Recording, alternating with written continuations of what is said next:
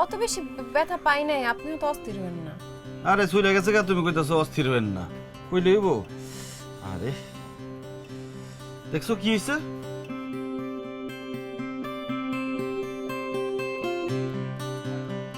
তুই একটু বউরে সময় দে, নতুন জায়গা, পরিচিত হইতেও তো একটু সময় লাগবে।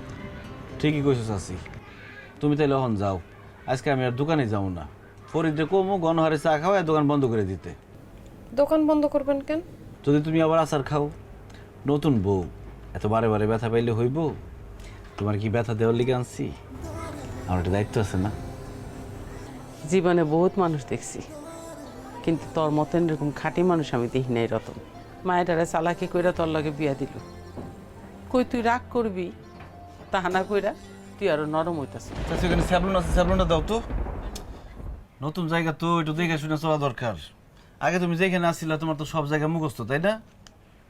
চাচি তোমার কত করে কইলাম নতুন বউ একটু দেখে শুনে রাখো, তুমি তো আমার কথাই শুনলা না। আরে আমি কি করবো, নিমিষের মধ্যে তো সুইটটা বাইরে হয়ে গেছে, আর লগে লগে দাও আচার খাইছি। ইস রে, কতখানি ছুঁয়ে গেছে, কি একটা অবস্থা। অত বেশি ব্যথা পাই নাই, আপনিও তো অস্থির হবেন না। আরে ছুঁয়ে গেছে গা, তুমি কইতাছো অস্থির হবেন না, কইলে হইব? আরে দেখছো কি হইছে?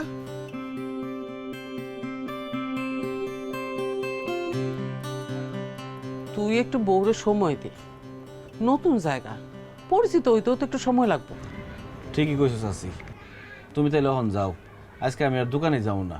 ফরিদরে কমু গণহারে চা খাওয়া দোকান বন্ধ করে দিতে। দোকান বন্ধ করবেন কেন? যদি তুমি আবার আচার খাও, নতুন বউ এত বারে বারে ব্যথা পাইলে হইব? তোমার কি ব্যথা দেওয়ার লিগে আনছি? আমার একটা দায়িত্ব আছে না? জীবনে বহুত মানুষ দেখছি, কিন্তু তোর মতন এরকম খাঁটি মানুষ আমি দেখি নাই রতন। মায়েরারে চালাকি কইরা তোর লগে বিয়া দিল, কই তুই রাগ করবি, তাহা না কইরা তুই আরো নরম হইতাছিস।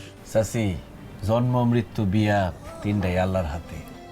যেখানে আল্লাহ আমার ভাগ্যে বিথিরে লেখা রাখছে, সেখানে আমি রাগ করলে আল্লাহর বিধানরে অসম্মান করা হয়, অমান্য করা হয়, অবিশ্বাস করা হয়।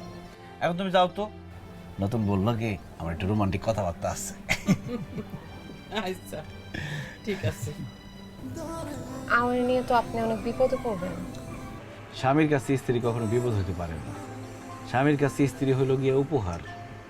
দেখো, তোমার এমন ভাবে আগলায় রাখুন, তুমি ভুলেই যাবা তুমি কি বাবার বাড়িতে আছো না স্বামীর বাড়িতে আছো।